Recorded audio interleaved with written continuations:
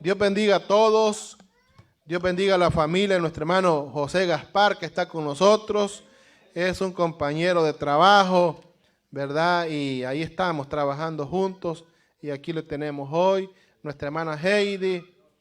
Dios es testigo.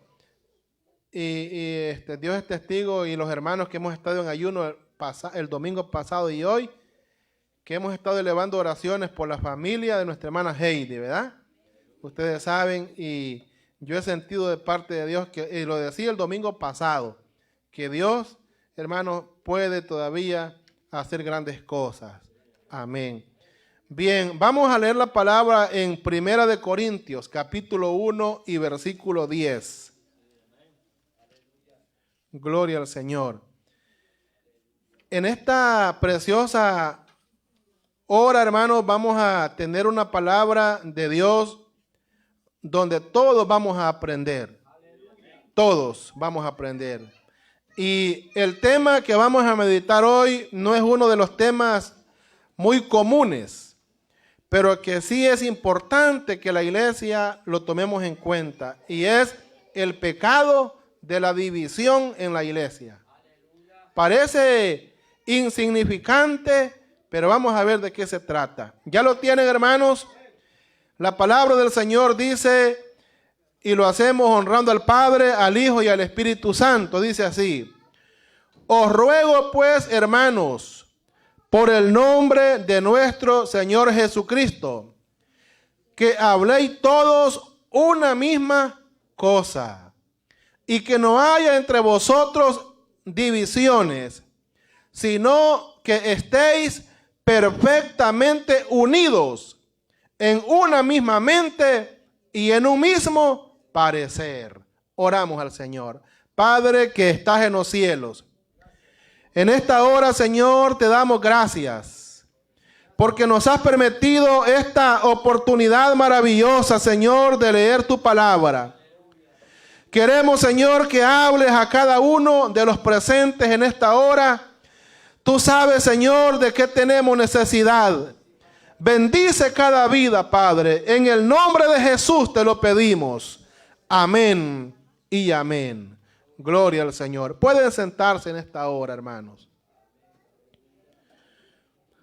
Uno de los temas que muy poco se predica dentro de las iglesias y que está causando gran daño al cuerpo de Cristo es acerca del tema de la división dentro de la iglesia.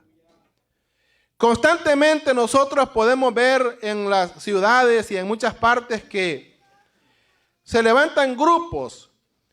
Alguien se levantó con 10, con 12 personas y él mismo se autodenominó pastor, es decir, se puso él solo o ella sola. Y muchas veces nosotros decimos, gracias a Dios porque la obra se está extendiendo, hay varias iglesias. Pero tristemente, cuando llegamos nosotros a ser bien informados de esos grupos, nos vamos a dar cuenta que en su mayoría son productos de divisiones.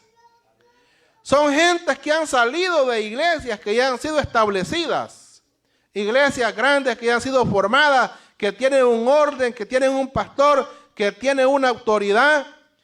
Y muchas veces, hermanos, salen esos grupos de personas así y se establecen como iglesia.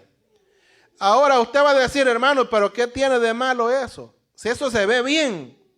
Déjeme decirle que aparentemente usted lo va a ver bien y que aparentemente no tiene nada de malo.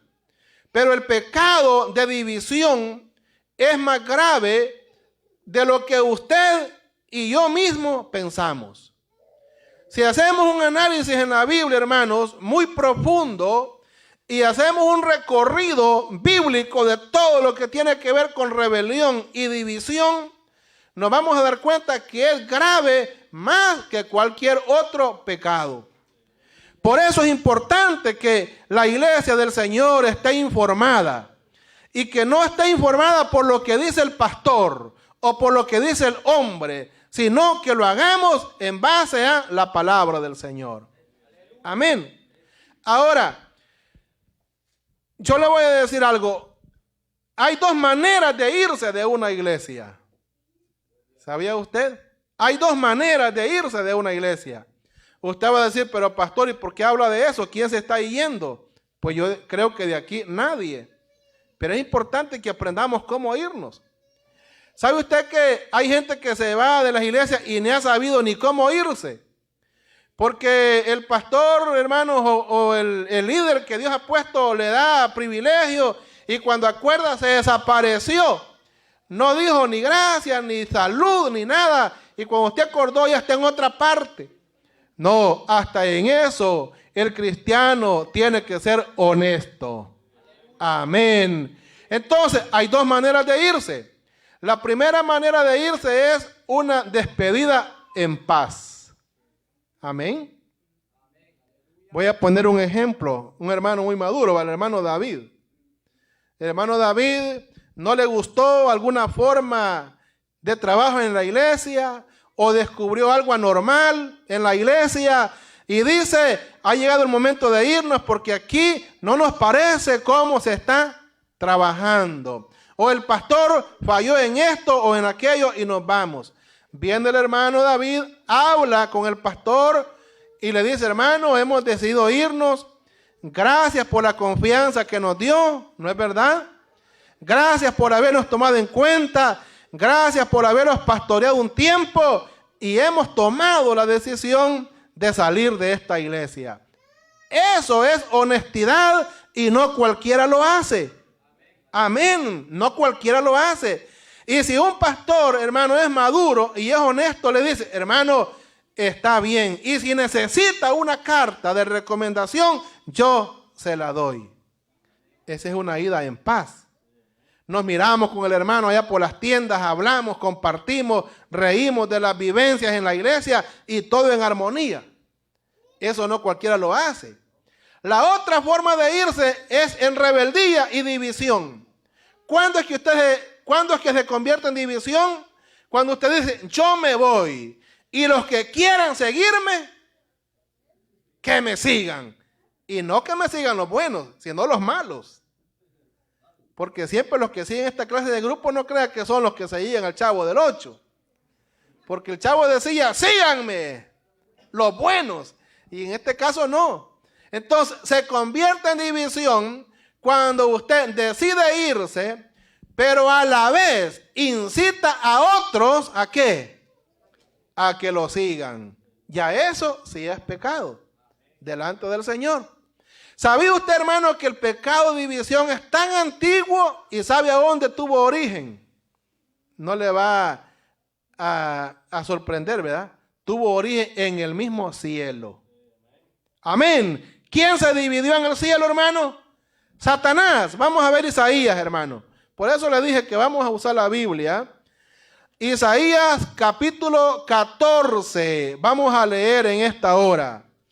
Y versículo 15 al 17. Vea lo que dice la palabra del Señor de esta manera. Voy a leer, hermano, desde el 13. Dice, tú que decides en tu corazón, subiré al cielo en lo alto, junto a las estrellas de Dios. Levantaré mi trono y en el monte del testimonio me sentaré al lado del norte. Sobre las alturas de las nubes subiré y seré semejante al Altísimo. Oiga bien, hermano. Mas tú derribado eres hasta el Seol, a los lados del abismo. Se inclinarán hacia ti los que te vean. Te contemplarán diciendo, este es aquel varón que hacía temblar la tierra, que trastornaba los reinos, que puso el mundo como un desierto, que asoló sus ciudades, que a sus presos nunca abrió la cárcel. ¿Sabe de quién se trata? De Satanás, el diablo. ¿Saben ustedes que el diablo, hermano, fue creado por Dios? Y dice la Biblia que fue un ángel hermoso. Pero este ser, hermano, este ángel, se llenó su corazón de orgullo Y dice la palabra del Señor que quiso ser mejor todavía que ¿quién? Que Dios. Óigalo bien. Oiga lo que dice el versículo, hermano, 14. Sobre las alturas de las nubes subiré. Eso decía él. Y seré semejante al Altísimo. Mas tú derribado eres hasta el Seol, a los lados del abismo. El diablo dijo, voy a ser igual o mejor que Dios. Esa altivez, esa soberbia hizo que Dios lo destronara del cielo. Ahora, ¿sabe qué pasó? Cuando el diablo fue destronado del cielo, hermano, y que produjo esa división grande, dice la Biblia que no se vino solo, sino, ¿sabe qué hizo? Que se trajo cierta cantidad de ángeles con él. Óigalo bien, cierta cantidad de ángeles con él. Los que la Biblia también llama como los ángeles caídos. Estamos aprendiendo, ¿verdad? Los ángeles caídos. De ahí, así como el diablo no se vino solo, sino que trajo ángeles con él, entendamos que siempre el que se divide de una iglesia casi nunca se va solo. Siempre busca a los más ingenuos, siempre busca a los más inmaduros. ¿Para qué? Para que le sigan en el pecado de su división. Amén. Entonces, hemos aprendido que el primer divisor y el padre de la división es el diablo. Amén. Desde el inicio es el diablo. Ahora, ¿qué incluye una división en una iglesia, hermano? Y le digo esto porque hoy, en estos últimos tiempos, está bien común.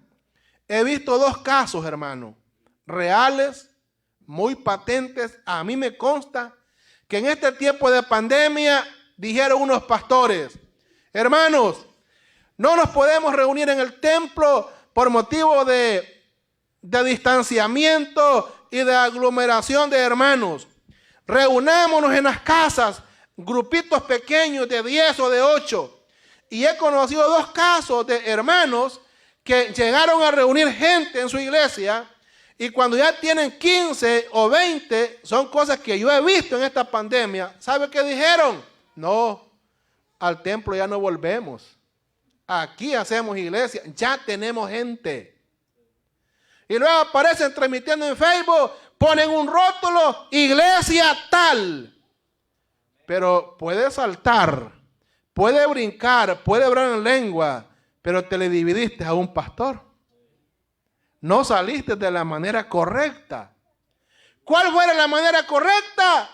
Que le diga, hermano pastor, fíjese que aquí ya somos bastantes. La distancia para ir al templo es muy larga, se nos dificulta. Queremos contar con la bendición suya y con la cobertura suya para aquí formar ahorita un campo de predicación y en un futuro una iglesia. Ese es el procedimiento correcto. Amén. Y le aseguro que hasta el mismo pastor, si es un hombre de Dios, le va a dar cobertura y lo va a ungir al pleno ministerio a usted. Pero salir así, no, ya, aquí somos gente, ¿quiénes me apoyan? Síganme. Hermano, estamos haciendo el mismo trabajo del diablo. Yo he visto dos casos de esos hoy en este tiempo de la pandemia. Entonces, hermano, ¿qué incluye una división? Vamos a ver hoy qué incluye una división. Primero, una división en una iglesia incluye orgullo. Amén. Orgullo. ¿Por qué orgullo, hermano? Porque las personas que se dividen son orgullosas. ¿Por qué? Porque casi siempre se consideran ser mejor que el resto de la iglesia. Sí. Siempre se consideran ser los más santos, los que saben más de Biblia, los que saben que ellos dan más. Entonces eso, si yo digo, yo soy más santo que el hermano Ricardo, el hermano Ricardo está en pecado Y el que se considera santo es aquel que mira demonios en todo. Entonces, si yo me considero más santo que uno de ustedes, ¿cómo se llama eso? Eso es orgullo, hermano.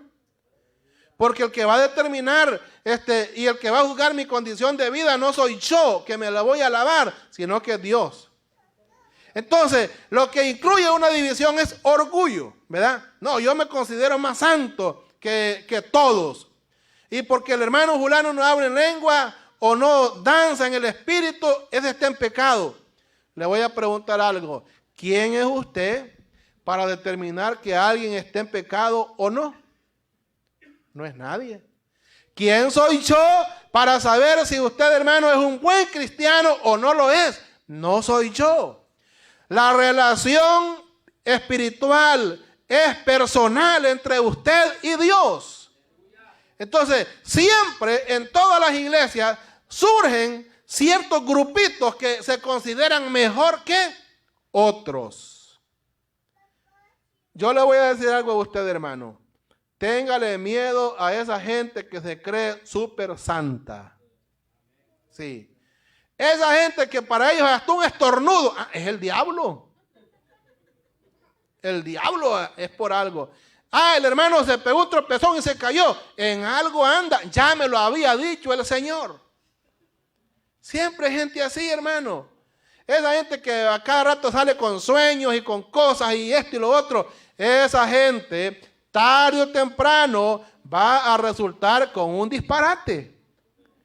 Porque ellos se basan en lo que sueñan, en lo que presienten, en que si el hermano destornudó o no, en esto y lo otro. No, usted debe de estar basado en la palabra, hermano. A veces yo he tenido sueños locos, hermano, y no quiero decir que son de Dios. ¿Sí? Entonces, eso, hermano, es peligroso. Lo segundo que incluye una división en una iglesia es arrogancia. ¿Qué es arrogancia? No permitir que nadie lo corrija. Porque yo me considero autosuficiente. Entonces, la arrogancia viene cuando alguien, hermano, no permite corrección. ¿Sabe usted que en muchas iglesias se ha dado el caso? Aquí no, ¿verdad? Gracias a Dios. Que hay gente que no era nadie en el ministerio. Hay gente que nunca llegó a tocar ni un micrófono. Pero el pastor confió en ellos y les dio la oportunidad de usar el púlpito, de tocar un micrófono, de desarrollarse. Y cuando ya puede, supuestamente puede ejercer el ministerio, ya no permite que ni el pastor mismo le sugiera. Eso es arrogancia. No hay nada mejor que una persona humilde. No hay nada mejor que una persona humilde que acepte sugerencias. Hermano, entonces la arrogancia es cuando no, ¿y quién es fulano para decirme a mí lo que voy a hacer? Eso es arrogancia. No, ¿y quién es el pastor, hombre, para decirme que yo necesito mejorar en lo que estoy haciendo? Eso es arrogancia. En la vida nunca lo vamos a aprender todo. Nacimos aprendiendo y moriremos aprendiendo. Aquel que diga que lo sabe todo en la vida, hermano, es mentira. Todos siempre estamos en una escuela constante. Entonces, la división también incluye arrogancia. Otra cosa que incluye la división es traición. Amén. Traición. ¿Por qué traición? Porque se traiciona la confianza que se le ha dado. Estos hermanos que yo les digo, estos dos, que se han hecho iglesias en sus casas y ahora ya rentaron local, ¿cree usted que no traicionaron la confianza de su pastor? Claro que sí. El pastor confió en ellos para que dijeran un grupo de oración durante la pandemia. Y ellos ya teniendo gente, luego dicen, no, ahora ya somos pastores. Eso es traición. Y la traición se paga caro en todas las áreas. Ya no digamos dentro de la obra del Señor. Lo cuarto que incluye una división es mentiras. En la mayoría de casos, las traiciones están acompañadas de mentiras, ¿verdad? Entonces, ¿por qué mentiras? Porque no hay nada real que usted pueda ver, hermano, y que le pueda a usted hacer creer que el que se divide tiene razón. Casi siempre el que se divide se vuelve en un chantajista. ¿Por qué le digo esto? Porque dice, hermano Ricardo, quiero ver lo que usted tiene de prueba de cuánto del hermano. No, no lo tengo yo. A mí me contaron, pero las pruebas las tiene el hermano David. Hable con él. Y luego vamos con el hermano David. Fíjese, hermano, que me urge ver lo que usted tiene en contra de la iglesia. No, hermano, tampoco yo lo tengo. A mí me contó el hermano Jurano. Y es una cadena que nunca termina. No es como que alguien dice, hermano, aquí está, esto es real, mire, yo lo tengo aquí presente. Entonces, las divisiones van acompañadas de mentiras. Ahora, ¿sabe usted, hermano, que otro hombre que experimentó división y rebeldía dentro del pueblo de Dios fue Moisés? En el libro de Números 16 encontramos la división grave de 3 personajes, de 3 jefes de familia. Amén. ¿Quiénes eran ellos, hermanos? Coré, Datán y Abirán. Estos hombres, hermanos, dice la Biblia, de que se dividieron, se rebelaron en contra de Moisés. Y no solo eso, sino que también tuvieron en poco la autoridad de Moisés. ¿Sabe por qué? Porque llegó un momento que le dijeron a Moisés, ¿y quién eres tú para que estés por encima de nosotros? Óigalo bien. ¿Y quién eres tú para que estés por encima de nosotros? Es decir, despreciaron la autoridad que Moisés tenía de parte de Dios. Pero la conclusión final de ellos fue triste. Dice la Biblia, hermanos, que los 3, juntamente con sus familias, ¿qué pasó con ellos? La tierra se abrió y se los tragó. Ahora, esta gente no era cualquiera. Dice la Biblia que eran príncipes del pueblo. Eran cercanos a Moisés. Siempre el que se divide dentro de una iglesia, hermano, es gente muy cercana hacia el pastor. Vamos a aprender más en esta hora, algo más. Las divisiones dentro de la iglesia siempre son necesarias. Vamos a ver qué dice, hermanos, Corintios, ahí lo que leímos. Primera de Corintios capítulo 11 vamos a leer en esta hora. Gloria sea el nombre del Señor. Y versículo 18 al 19. Dice la palabra del Señor de la siguiente manera. Dice, pues en primer lugar, cuando os reunís como iglesia, oigo que hay entre vosotros divisiones, y en parte lo creo, les dice Pablo. Porque es preciso que entre vosotros haya disensiones, para que se hagan manifiestos entre vosotros los que son aprobados. Cuando pues os reunís vosotros, esto no es comer la cena del Señor. Ahí está, ahí nos quedamos. ¿Qué dice el versículo 18?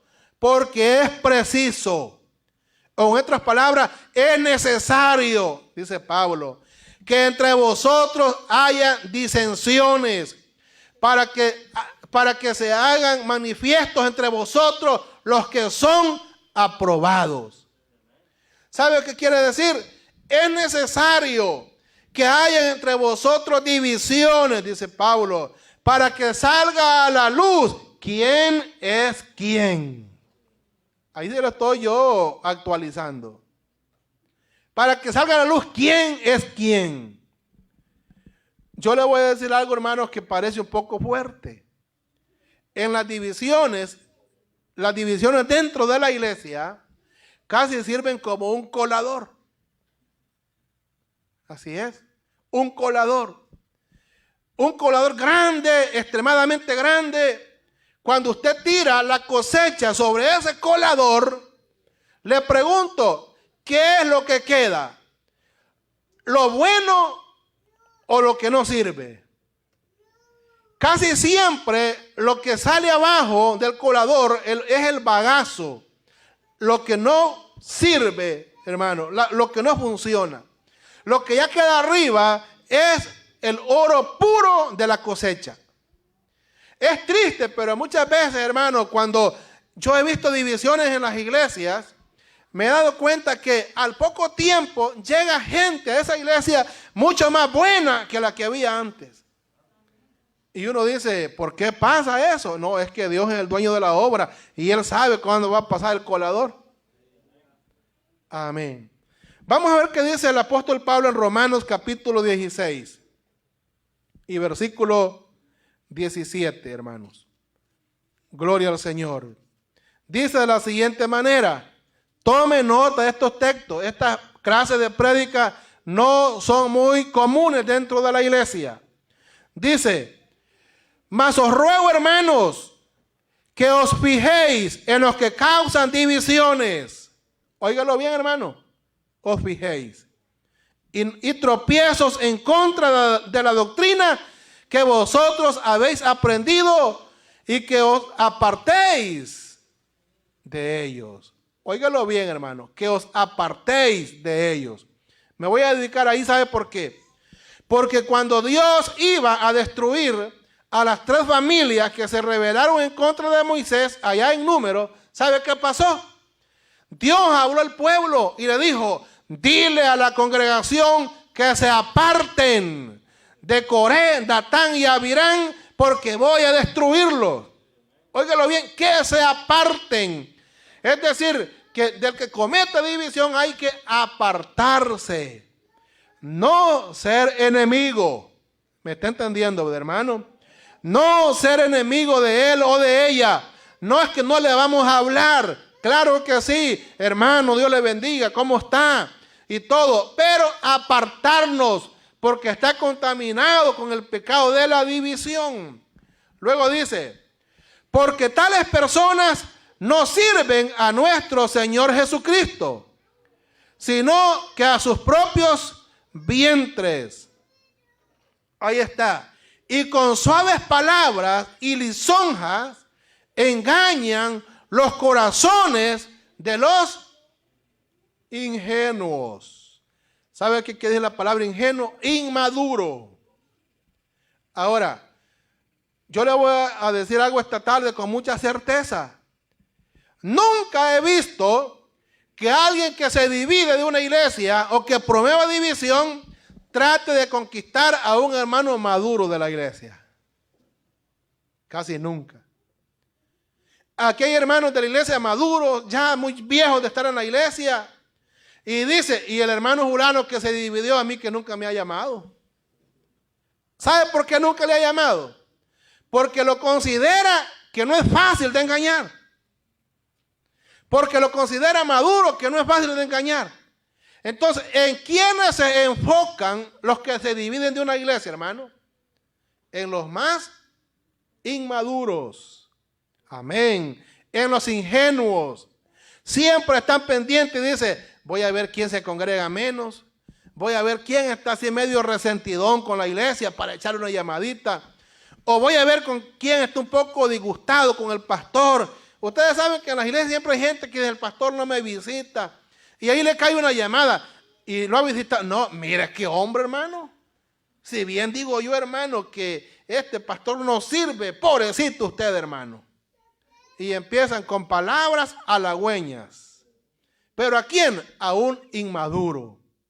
Casi nunca van a conquistar gente madura, gente que lee la Biblia, gente que ora, gente que está en los cultos. El que se divide nunca se enfoca en esa clase de miembros. Siempre se enfocan en gente que está descuidada. Por eso dice Pablo, hermanos, acá, engañan los corazones de los ingenuos. Ellos hacen un análisis de la gente. Hacen un estudio. ¿Y a quién le vamos a llamar? Llamamos, no, Julano, lo que puede hacer es reprendernos y decirnos que andamos mal. Mejor busquemos a alguien que le gusta un poco el chisme, que le gusta revolver las cosas. Busquémoslo porque es ingenuo y con ese nos llevamos bien. Entonces, hermano, de eso se trata. Aquí el apóstol Pablo más claro no puede hablarnos. Ahora vamos a ver qué dice, hermanos, Tito capítulo 3, versículo 10 al 11. Gloria al Señor. Tito capítulo 3, vamos a leer. Versículo 10 al 11. Tito está delante de las cartas del apóstol Pablo a Timoteo. Gloria al Señor.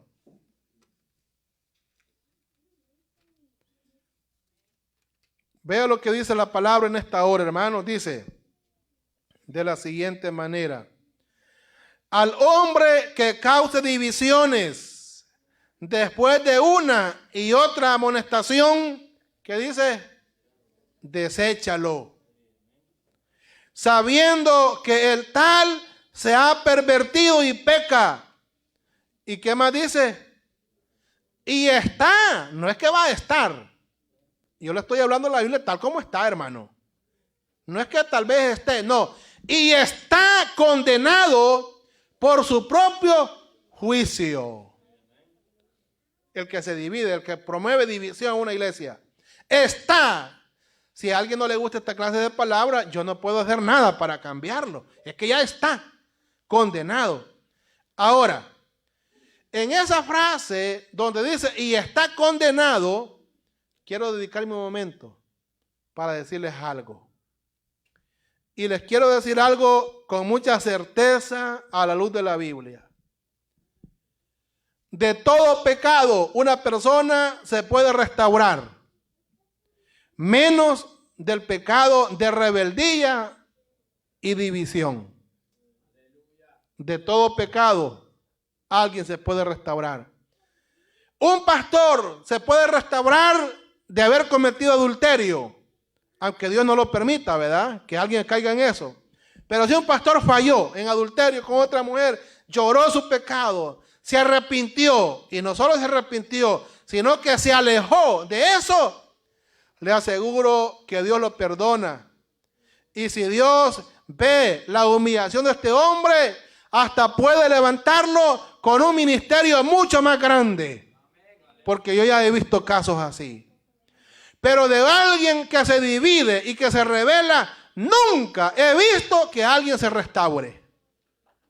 Jamás. Sigue rebelde y continúa rebelde toda su vida.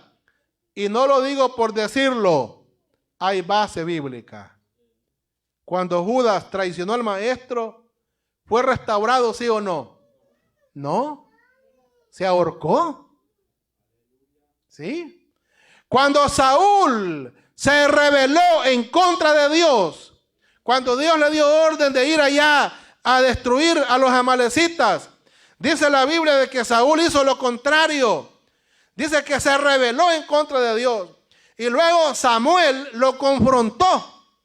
Y Samuel le dijo, has pecado, te has rebelado delante de Dios. ¿Sabe qué le dijo Saúl al profeta Samuel? Ven y ora por mí delante de Dios. Ven. Ustedes que son conocedores de la Biblia, les pregunto, ¿oró Samuel? No, no oró Samuel. En ningún momento. No oró. ¿Sabe qué le dijo Samuel? No voy a orar. Porque la obediencia es mejor que los sacrificios. Entonces, hermano, es de tener un gran cuidado. De cualquier otro pecado alguien se restaura. De cualquier otro pecado la persona se restaura, menos del pecado de la rebeldía y de la división. Eso jamás. Ahora, hay un texto, hermanos, en la palabra, que con eso vamos a ir concluyendo, por los hermanos que ya tienen hambre, ¿verdad? Y es que vamos a leer en Judas. Judas está un libro que está detrás de Apocalipsis, hermano. Ahora, yo quiero que hagamos la diferencia entre los dos Judas. No es el mismo Judas que entregó al Señor. No. Este es Judas el apóstol, otro Judas. Vea lo que dice, hermanos, la palabra, ¿verdad?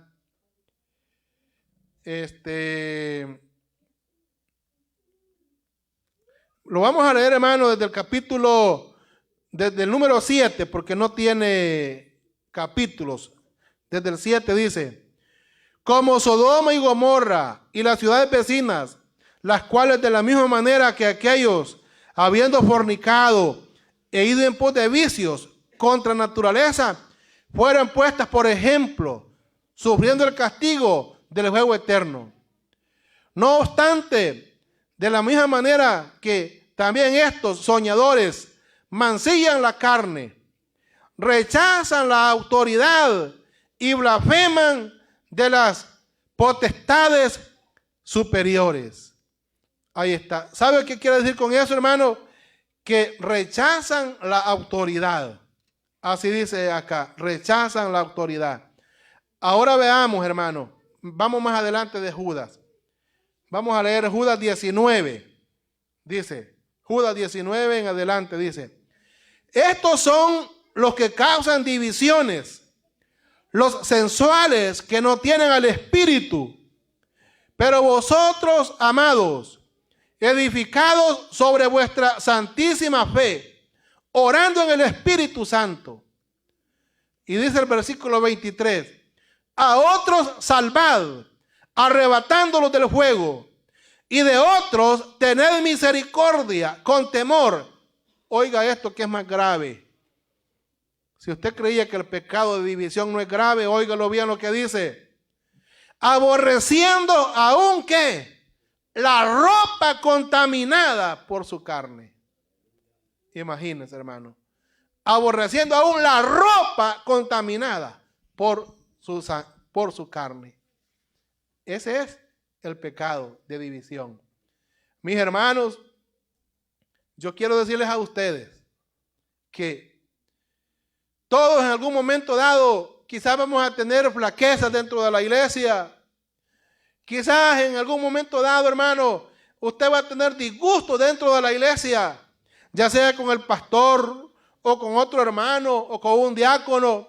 O usted mismo quizás crea que la iglesia a usted no lo está atendiendo ni le está cumpliendo como usted desea como miembro. Pero le voy a decir algo en el nombre del Señor: nunca comete el pecado de la división.